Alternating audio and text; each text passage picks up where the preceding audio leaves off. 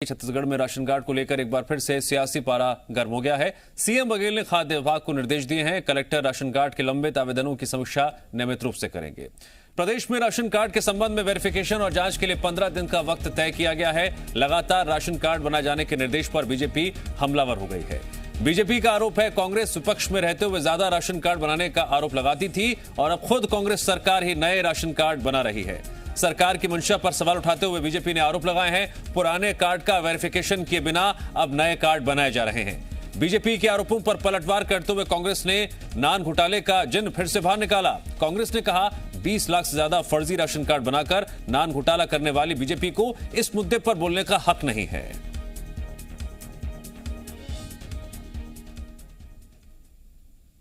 और मुझे लगता है कि ऐसे समय में जब कांग्रेस ही उस समय जब विपक्ष में थी तो आरोप लगाया करती थी कि राशन कार्ड ज़्यादा बन गए हैं, राशन कार्ड के माध्यम से अनियमितता बरती जा रही है, तो अब ये फिर नए राशन कार्ड बनाने की प्रक्रिया क्यों की जा रही है, जबकि पुराने राशन कार्ड को ही वेरीफाई नहीं किया गया है।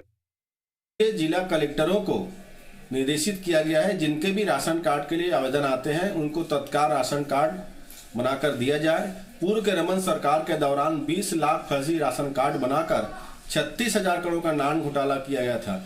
गरीबों के योजनाओं पे डाका डाला गया था। जो भाजपा सरकार रहते गरीबों के अनाज को डकार जाए, ऐसे भाजपा नेताओं की सोच आज भी वैसी है। मुख्यमंत्री भूपेश बघेल जी की सरकार गरीबों की सरकार है, किसानों की सरकार है, उनका हक अधिकार उन तक पहुंचाती है। राशन कार्ड को लेकर जो निर्देश दिए गए हैं उसको लेकर और अधिक जानकारी देंगे मेरे सहयोगी सत्यप्रकाश, लगातार हमारे जुड़े हुए हैं। सत्यप्रकाश, खाद्य विभाग को जो निर्देश दिए गए हैं सीएम की तरफ से, उसके प्रमुख केंद्र बिंदु क्या क्या है? देखिए, एक बड़ा निर्देश सीएम भूपेश बघेल की तरफ से ये दिया गया है कि राशन कार्ड अभी लगातार बनने चाहिए और उसमें जो पात्र हैं उन्हें कोई बाधा नहीं आनी चाहिए और एक तय समयावधि हो, उस तय समयावधि में राशन कार्ड उन्हें मिल जाए जो पात्र हितग्राही है उनके लिए। दूसरे बड़े जो निर्देश हैं वो ये है कि कलेक्टर खुद राशन कार्ड की स्थितियों की मॉनिटरिंग करे कि आखिर किसी व्यक्ति ने आवेदन दिया है और वो पात्र है तो फिर उसका राशन कार्ड एक तय समयावधि में क्यों नहीं बन पा रहा है। तीसरी जो बड़ी बात, जो बड़ी निर्देश है वो ये है कि 15 दिनों के भीतर, मतलब आवेदन के 15 दिनों के भीतर फिजिकल वेरिफिकेशन के साथ साथ अन्य प्रक्रियाएं राशन कार्ड बनाने हेतु पूर्ण कर ली जाए, क्योंकि अमूमन कई सारे ऐसे मामले हैं जिसमें यह देखा जा रहा है प्रदेश में कि लंबा वक्त लग जा रहा है आवेदन देने के बाद राशन कार्ड बनाने में।